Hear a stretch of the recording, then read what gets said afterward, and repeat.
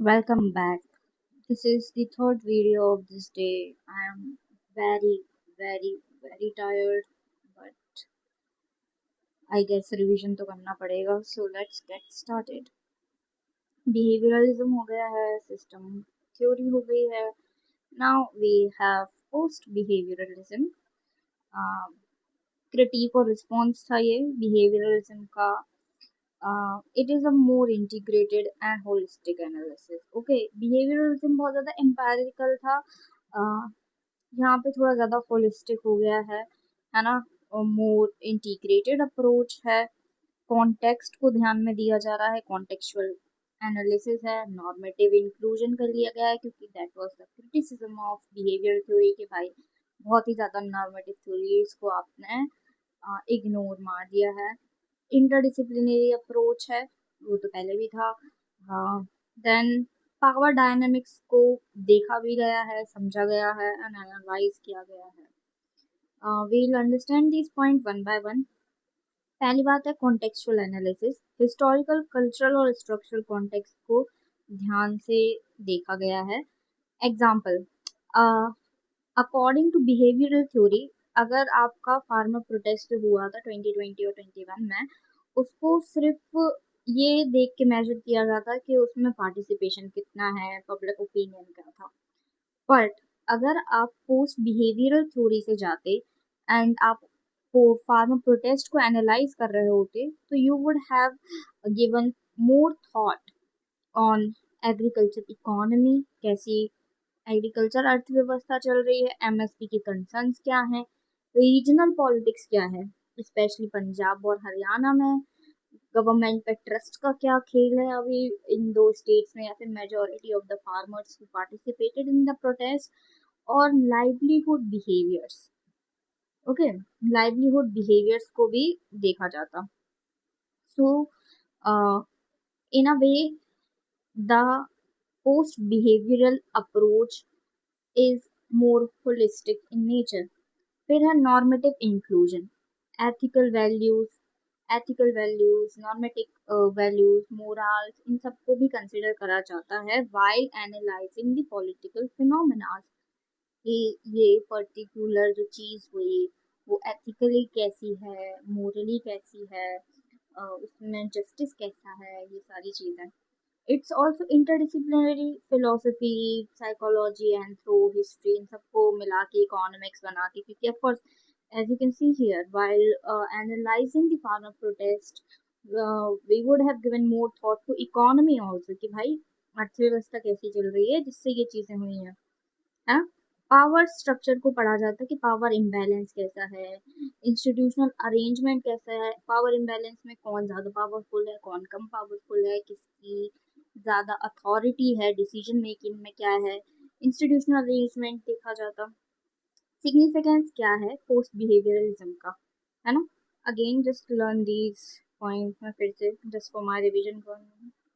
Contextual analysis, normative inclusion, interdisciplinary and power and structure analysis. Then इसका significant ये है, it's a shift towards a more comprehensive, contextual sensitive approach.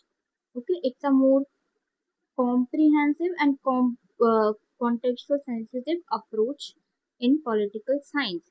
यहाँ पे आपका empirical research, context, normative values, अलग अलग disciplines, इन सारी चीज़ों को एकदम एकदम अच्छे से पैक करके दिया जा रहा है. अब यहाँ पे I would want you people to give me the difference between behavioral and behavioral approach to political theory. Okay, जैसे कि let's write down. Behavioral approach जो है वो आपकी mostly empirical है. Okay, it's mostly empirical. It emphasize on quantity. Quantitative methods हैं. ये जो है कॉन्टेक्स्ट नहीं है इसमें. ओके, कॉन्टेक्स्ट नहीं है. पैटर्न और रेगुलरिटीज को करती है. ये नॉर्मेटिव क्वेश्चन जो है उसको साइडलाइन कर देती है ना. देन पावर डायनेमिक्स में बहुत लेस एम्फोसिस है और ये वैल्यू न्यूट्रल है. ओके, वैल्यू न्यूट्रल है। एग्जाम्पल आ जाएंगे कि वोटिंग बिहेवियर पढ़ा जा रहा है, या फिर पार्टी एफिलिएशन को देखा जा रहा है, पॉलिटिकल पार्टिसिपेशंस को देखा जा रहा है। On contrary, post behavioural approach जो है, यहाँ पे इम्पेरिकल रिसर्च, जो आपका एम्पेरिकल रिसर्च उसमें आपका कॉन्टेक्स्ट प्लस नॉर्मेटिव को मिला दिया जा रहा है ना। क्वांटिटेटिव है प्लस ये जो है क्वालिटेटिव भी है, क्वालिटी भी देखा जा रहा है ना। कॉन्टेक्स्ट जो है वो है यहाँ पे, है ना, कॉन्टेक्चुअली रिच है। नॉर्मेटिव, एथिकल, वैल्यू बेस्ड चीजों को मिला लाइक साथ में रख के देखा जाता है, अनलाइक बिहेवियरल जहाँ पे नॉर्मेटिव थ्योरीज को साइडलाइन करा जाता है। सॉरी, अनलाइक बिहेवियरल जहाँ पर नॉर्मेटिव थ्योरीज को साइडलाइन करा जाता है ना। Then there is very high interdisciplinary nature of post behavioural approach. Okay, जैसे सोशियोलॉजी, फिलोसफी, हिस्ट्री, इन सब से कुछ ना कुछ सोर्सेस, इन सब से कुछ ना कुछ एनालिसिस ड्रॉ करना। पावर डायनामिक्स में यहाँ पे फोकस किया गया है ना। ये वैल्यूज, मोरल मोरल वैल्यू और एथिकल डिमेंशन को इम्पोर्टेंस देते हैं। एग्जाम्पल हो जाएगा कि क्लाइमेट चेंज एक्टिविज्म को आप अगर एनालाइज कर रहे हो, आप देख रहे हो कि यार एकदम से आउ like through out the globe populist movement क्यों बढ़ रहे हैं, या फिर राइट विंग राइज क्यों हो रहा है ना। आप देखोगे कि ये जो चीजें हो रही हैं उस पर कल्चर का कितना इम्पैक्ट है, हिस्ट्री का कितना इम्पैक्ट है। This you will study in post behavioural approach. Then credo of relevance, है ना, ये इससे IPYQ आ चुके हैं तो इसको अच्छे से कर लीजिए। ये जो है क्रेडो ऑफ रेलेवेंस इस, ये जो है ना आपका पोस्ट बिहेवियरिज्म का बहुत सेंट्रल बिलीव है। इसके हिसाब से आपकी जो पॉलिटिकल साइंस है ना, वो सिर्फ थ्योरेटिकल नहीं रहनी चाहिए, but it should be relevant to the real world. ये रियल वर्ल्ड की सोसाइटी और पॉलिटिकल इश्यूज को भी टैकल करना चाहिए, रियल वर्ल्ड की सोसाइटी में अडेप्टेबल होनी चाहिए, इसका कुछ सिग्निफिकेंस होना चाहिए, है ना। जो आपको पॉलिटिकल साइंटिस्ट है ना, वो सिर्फ ऐसे Ivory tower is kind of like a metaphor, like दूर, रियलिटी से दूर नहीं रहने चाहिए। They should engage with the problems of the society, है ना। उनको वॉर से, पोवर्टी से, इनजस्टिस से, इनइक्वालिटी, इन सारी चीज से इंगेज करना चाहिए, rather than just running from it and making theories.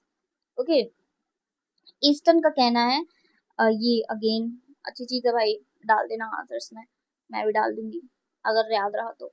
The discipline must serve the needs of society, not just the interest of the science. ये तो अच्छी चीज है ना। एग्जाम्पल है जैसे रॉल्स थ्योरी ऑफ जस्टिस है आपका, ये रॉल्स ने एक दे दी अपनी थ्योरी ऑफ जस्टिस, बट अब उस थ्योरी को एज ए बेंचमार्क रख के आप रियल वर्ल्ड पॉलिसीज को भी इवेल्युएट करते हैं कि क्या ये जो थ्योरी है, क्या ये जो एक पर्टिकुलर पॉलिसी है, ये रॉल्स थ्योरी ऑफ जस्टिस में बैठ पा रही है, क्या ये जस्ट है। ओके, क्या ये वेल ऑफ इग्नोरेंस के थ्रू अगर बनाई जाती तो क्या ये पॉलिसी वैसी ही रहती। These all things you will study if you look at a political phenomena through post behavioural approach. Okay, अब यहाँ पे आ जाता है एक्शन साइंस। एक्शन साइंस भी एक वर्ड आ रहा है जहाँ पे पोस्ट बिहेवियरल अप्रोच में जो है ना, it wants to make political science an action science, है ना। कि पॉलिटिकल साइंस जो है ना वो सिर्फ इंटरप्रेट नहीं करना चाहिए वर्ल्ड को, बट उसको हेल्प भी करना चाहिए। कि आपने पुरानी चीजों को देख के, डेटा को देख के इंटरप्रेट कर दिया, that's not enough, you must also help to change it. Your theories, your ideas must also help to change the reality, है ना। प्रैक्टिकल सॉल्यूशन होनी चाहिए, प्रॉब्लम सॉल्विंग होनी चाहिए, एक्टिविस्ट अप्रोच भी होनी चाहिए। एक्शन साइंस के आपके फीचर्स क्या है, ये जो आपकी थ्योरी है, थ्योरी को, आपके थ्योरी की मदद से पॉलिसी रिकमेंडेशंस होनी चाहिए, रिफॉर्म्स आने चाहिए, मोबिलाइजेशन भी होना चाहिए, है ना। आपके ये जो कोई भी थ्योरी है, इसमें सिर्फ ऐसा नहीं होना चाहिए कि स्कॉलर्स बैठ के सिर्फ दे दे रहे हैं वो थ्योरी।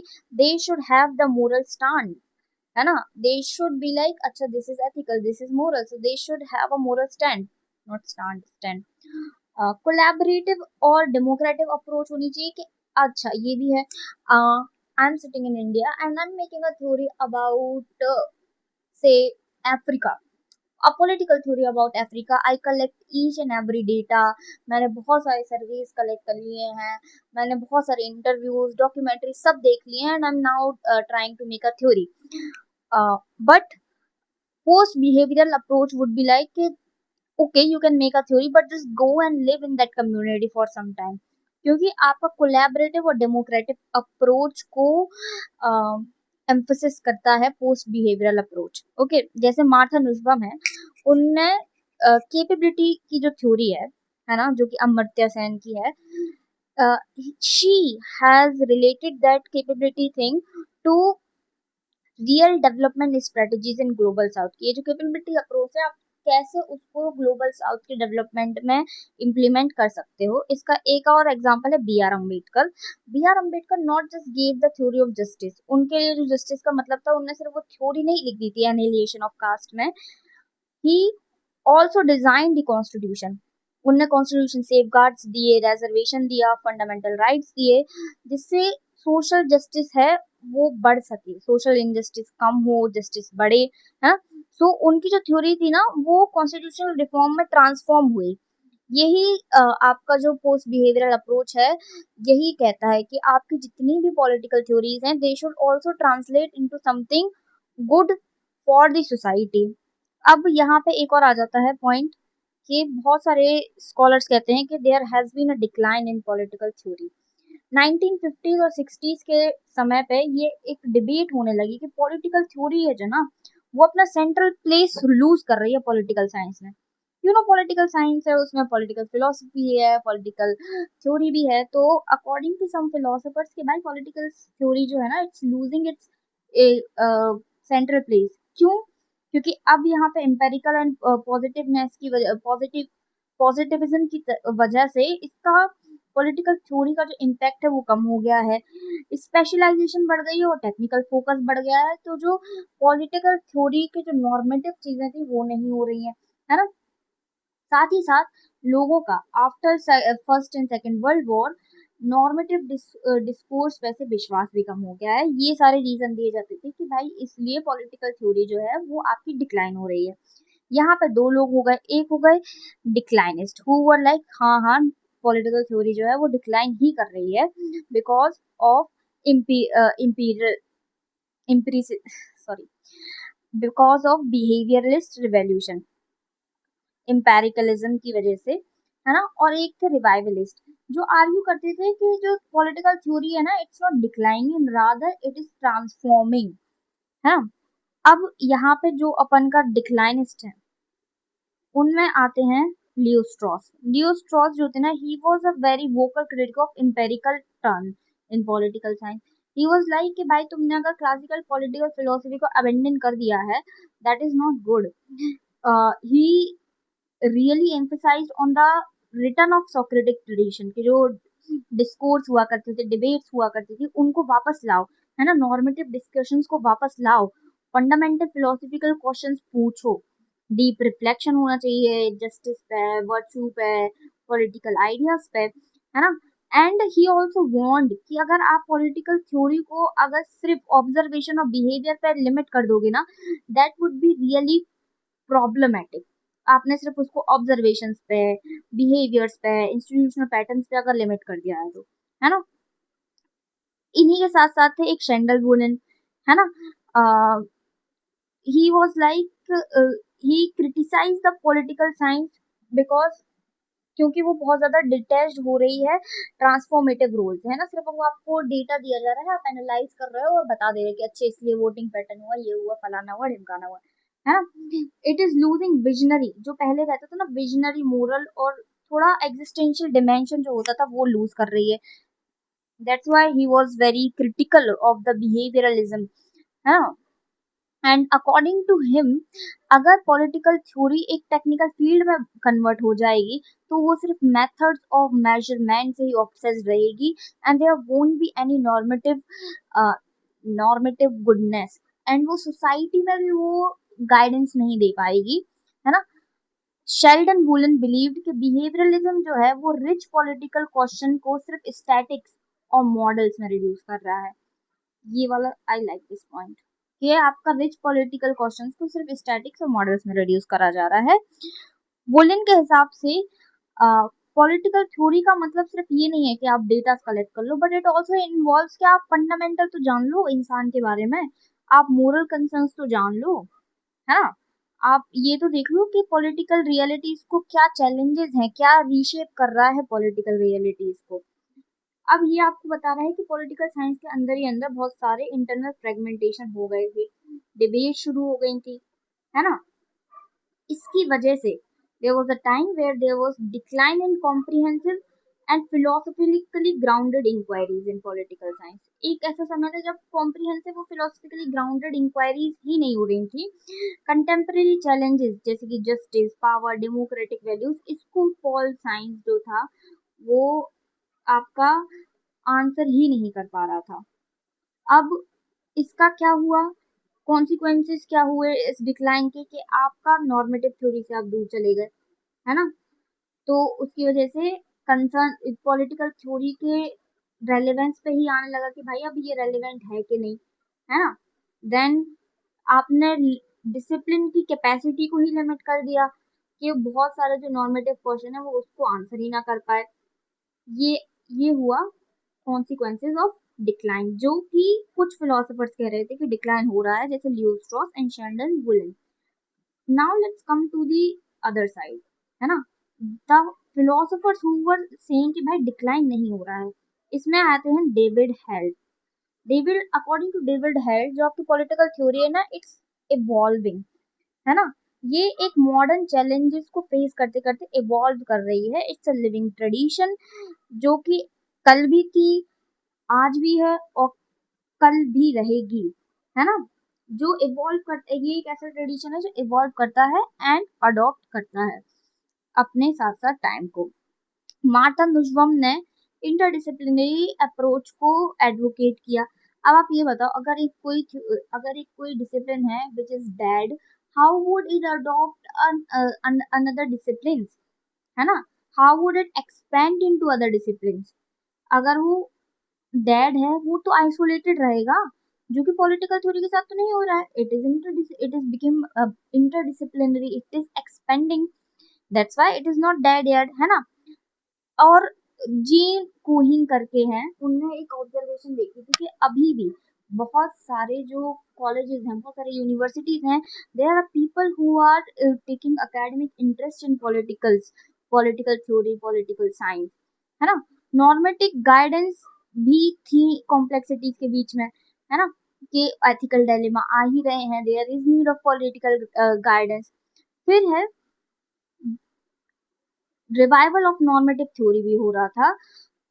कैसे हो रहा था, ग्लोबल और इंटरनेशनल ट्रांसनेशनल कॉन्टेक्स्ट में। जैसे पॉलिटिकल थ्योरी अब इंटरडिसिप्लिनरी बन गई थी, तो वो philosophy, law, economics, cultural studies in सब के साथ जा रही थी, एंड ग्लोबल और इंटरनेशनल कॉन्टेक्स्ट में नॉर्मेटिव थ्योरी का रिवाइवल दिख रहा था, है ना। ग्लोबलाइजेशन, कल्चरल डाइवर्सिटी कैटलिस्ट बन गए ये रीएवैल्यूएशन के और एक्सपेंशन के, है ना। जैसे जैसे ग्लोबलाइजेशन वाला डाइवर्सिटी बढ़ी, तो एक मूव आ गया कि हाँ भाई हम पॉलिटिकल फिलोसफी को और normative, there is need of development of redevelopment of normative theory. और जैसे जैसे ग्लोबल इश्यूज में कॉम्प्लेक्सिटीज बढ़ रही थी, वैसे वैसे थ्योरेटिकल डेप्थ की नेसेसिटी भी बढ़ रही थी। So these were the point कि ये देखो आपकी political theory is not dead, तो people many philosophers were like this is not dead, this is an evolving discipline.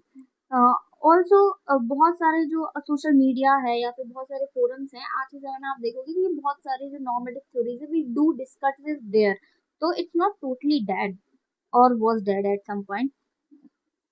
अब यहाँ पे political theory is an horrendous, or not horrendous, arduous, ARD, whatever this word is, okay, it's a calling something, है ना। तो political theory जो है वो escape mechanism नहीं है। बेसिकली ये जॉन नाम के एक फिलोसोफर्स हैं, वो कह रहे हैं कि this is not an escape mechanism, कि अगर भाई आपको रियल वर्ल्ड प्रॉब्लम्स के साथ डील नहीं करना है तो you climb your ivory tower and you are like, कुछ थ्योरी बना देते हैं। According to Plamenatz, political theory है ना, ये रियलिटी में रूटेड है। ये बहुत सारी डिफिकल्ट चीजों को, डिफिकल्टीज जो है उसको ना सिर्फ एनालाइज करता है बट कन्फ्रंट भी करता है। जैसे जो भी आपकी गवर्नेंस में है, जस्टिस में है, पावर में जो डिफिकल्टीज आ रही हैं, है ना, according to him, political science and political theory is very serious, it's difficult, and it's a responsible task that require deep thinking and moral courage. मतलब deep thinking और moral courage लग रहा है ना। देन इसके लिए आपको क्या करना है, पॉलिटिकल थ्योरी में you need deep thinking, critical आपको रहना चाहिए एथिकल और मोरालिटी के बारे में। You have to question the power, injustice, engage deeply with human suffering, ये सारी चीजें। इसके कारण भाई ये जो आपकी पॉलिटिकल थ्योरी है, it is very hard, it's hard working, it's not just escaping from the reality. जैसे कि आपका मार्टिन लूथर किंग है, he was deeply rooted in normative political theory, but उनने अपनी थ्योरीज को, मोरल प्रिंसिपल्स को रियल इनजस्टिस से फाइट करने के लिए भी लगाया, है ना। According to this philosophers, John पार्लमेंट्स, आपकी जो पॉलिटिकल थ्योरिस्ट हैं उनको सिर्फ कॉम्प्लेक्स आइडियोलॉजीज को समझना नहीं है, उनको डील भी करना है, मॉरल एथिकल डायलेमास को भी एक्सप्लोर करना है, and they must dedicate themselves to critical thinking को भी डेडिकेट करना है। अब ये है कि पॉलिटिकल थ्योरी का रिसर्जेंस कैसे हुआ। यहाँ पे नैन्सी फ्रेशर का एक quote है, again use them in the answer sheet. Political theory always emerges at moments of crisis. ना मतलब जब जब क्राइसिस आएगा पॉलिटिकल थ्योरी आएगी, है ना। इट विल री emerge when established regimes are called into question. जब एक established regime है उसके ऊपर क्वेश्चंस होंगे तो पॉलिटिकल थ्योरी विल री इमर्ज। इसके फैक्टर्स क्या थे? पहला फैक्टर है, कॉम्प्लेक्स ग्लोबल चैलेंजेस आ रहे थे कि अब भाई टेक एडवांसमेंट हो रहा है, इंटरकनेक्टेड हो गए हैं सब लोग, इसके कारण क्लाइमेट चेंज हो रहा है, इनइक्वालिटीज हो रही हैं, तो ये एक न्यू चैलेंजेस आ रहे थे, climate change, inequality, interconnectedness, tech advancement. Then second, बहुत सारे एथिकल और नॉर्मेटिव कंसर्न्स भी आ गए थे कि डिस्ट्रीब्यूटिव जस्टिस के बारे में बात करी जा रही है ना। इंटरडिसिप्लिनरी एंगेजमेंट बहुत बढ़ गया था पॉलिटिकल साइंस का। आपका जो पॉलिटिकल साइंस है, it was collaborating with other discipline, जैसे पॉलिटिकल थ्योरी प्लस इकोनॉमिक्स कर लो तो पॉलिटिकल इकोनॉमी आ जाएगी। दिस इज समथिंग जो आपका ऑक्सफोर्ड में भी ऑफर किया जाता है ये course. Then cultural and identity dynamics भी बढ़ रहे थे, जेंडर, आपका colonialism, post colonial perspective, identity, diversity, ये सब कुछ बढ़ रहा था। टेक्नोलॉजिकल और पॉलिटिकल डिस्कोर्स, टेक्नोलॉजी में भी पॉलिटिकल डिस्कोर्स का पॉलिटिकल डिस्कोर्स में टेक्नोलॉजी का भी रोल बढ़ रहा था। जैसे जैसे ऑनलाइन प्लेटफॉर्म बढ़ रहे थे, पॉलिटिकल थ्योरी के कॉन्सेप्ट को डिस्कस भी करा जा रहा था। आज ही आप देखोगे रेडिट पे, सोशल मीडिया पे, इंस्टा पे, यूट्यूब पे, there is a discussion going on these topics time and again, okay. And then बहुत सारे जो आपके फिलोसोफर्स थे, वो फिर से आपकी जो हिस्टोरिकल और पॉलिटिकल थ्योरीज थी उनको रिविजिट कर रहे थे, है ना, और उनको देख रहे थे कि अभी कंटेम्प्रेरी चैलेंजेस में वो जो थ्योरीज हैं वो कैसी लग रही हैं, है ना। अब देखो ये रिसर्जेंस के फेजेस हैं, जल्दी जल्दी कर लेंगे। सबसे पहले रॉल्स का रिवाइवल हुआ। रॉल्स ने एक ग्रांड नॉर्मेटिव थ्योरी को वापस लाने का ट्राई किया विथ हिज 1971 में जो उन्होंने थ्योरी दी थी, है ना, जस्टिस की थ्योरी से। इसमें इसके आएंगे original position, veil of ignorance, justice as fairness, ये सारी चीजें आगे जाके पढ़ लेंगे। सिग्निफिकेंस क्या रहा कि इनने एथिक्स और मोरालिटी को वापस लाया। ये debate triggered a debate across ideologies, है ना। लिबरलिज्म, मार्क्सिज्म, सोशलिज्म, इन सब के अंदर अब डिबेट शुरू हो गई थी ड्यू टू रॉल्स फिलोसफी। देन फिर आया कम्युनिटेरियन क्रिटिक। अब रॉल्स की ही क्रिटिक में आ जाता है कम्युनिटेरियन क्रिटिक। सेंडेल आ गए भाई, है ना, उनने कहा कि रॉल्स जो है उनकी थ्योरी बहुत ज्यादा इंडिविजुअल फोकस है, ये सोशल और कल्चर को तो यार इग्नोर ही कर रही है ना। सो दिस कम्युनिटेरियन क्रिटिक जो है, कम्युनिटेरियंस वाला है कि ये यूनिवर्सलिज्म के अगेंस्ट जाते हैं, लिबरल थ्योरी जो कहते हैं ना सब वन साइज फिट ऑल, उसके अगेंस्ट जाते हैं। ये मोरालिटी, आइडेंटिटी और सिविक लाइफ पे ज्यादा फोकस रहता है इनका। देन फिर आया फेमिनिस्ट थ्योरी 1980 से 1990s में, कैरोल पैकमैन, मैन आयरनी, ये जो कैरोल पैकमैन है, she came up with the sexual contract करके एक बुक आई। Susan Moller Okin, she is also a feminist. इन लोगों ने पॉलिटिकल थ्योरीज को फिर से रिविजिट किया है। They realise that the political theory has historically excluded and misinterpreted women, excluded and misinterpreted women. एक पूरे जेंडर को ही तुमने इग्नोर कर दिया, जेंडर पावर के रिलेशन को ही इग्नोर कर दिया। तो this these philosophers, they criticize social contract. Again, we will study this thing in very deeply in coming lectures. Lectures, are these lectures? No, in coming videos. Okay. And public private divide के बारे में भी बताया कि historically public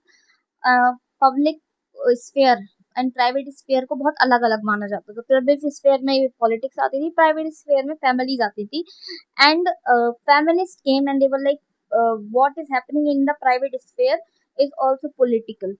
okay, जैसे ये वाला एक कोट है, इसको अच्छे से याद करते हैं। According to Pateman, social contract is also a sexual contract. इसका सिग्निफिकेंस क्या हुआ? ये बहुत सारे जो न्यू इश्यूज थे, जैसे reproductive right, care giving, care work, domestic violence, इन सबको अब लाइट में लाया, मेन पॉलिटिकल लाइमलाइट मिलने लगी। They expanded the scope of political theory और इंटरसेक्शनलिटी, ये बहुत ज्यादा मेन है आपके फेमिनिस्ट थ्योरीज में, ये भी आने लगा। अब फेज 4 में आते हैं, multiculturalism and identity policies. I don't know if you people have notice, अभी तक जितने भी सारे थ्योरिस्ट एंड जितने भी सारे फिलोसोफर्स थे, दे वर वाइट और एटलीस्ट यूरोपियन फिलोसोफर्स। यहाँ पे फेज 4 में फ्रॉम 1990 टू 2000 अब फिलोसोफर्स आने लगे who were from the global south also. Will Kymlicka, Bhikhu Parekh, Charles Taylor, है ना। ये लोग कह रहे थे कि जो आपकी पॉलिटिकल थ्योरी है, it should accommodate cultural pluralism. अब देखो, कल्चर तो एक नहीं है, बहुत सारे कल्चर हैं, तो this political theory should accommodate these all cultures and identities also, और उसके साथ साथ इसको रिस्पेक्ट भी करना चाहिए। इसकी वजह से क्या हुआ ना, जो आपकी न्यूट्रलिटी थी लिबरलिज्म की, कि ओ हम लोग तो मोरली न्यूट्रल रहेंगे, उसको पहले चैलेंज करा गया, है ना। सिटीजनशिप को रिफ्रेम करा गया मल्टीकल्चरल सोसाइटीज में, कि सिटीजनशिप कैसी होनी चाहिए। एक सोसाइटी है जो बहुत सारे बहुत सारे कल्चर के लोग हैं वहां पे, है ना। और पॉलिटिकल थ्योरी मोर इंक्लूसिव हो गई। This word is important to include it in the answers, more inclusive to non-western culture। और फिर फेज 5 आता है post colonial and decolonial political theory, कि अब 1990 से अभी तक चल रहा है, कि बहुत सारी कंट्रीज डीकोलोनाइज हो रही थी। Then came philosophers like Partha Chatterjee, Homi Bhabha, this is not the Homi Bhabha of atomic bomb, ये अलग होमी भाभा है।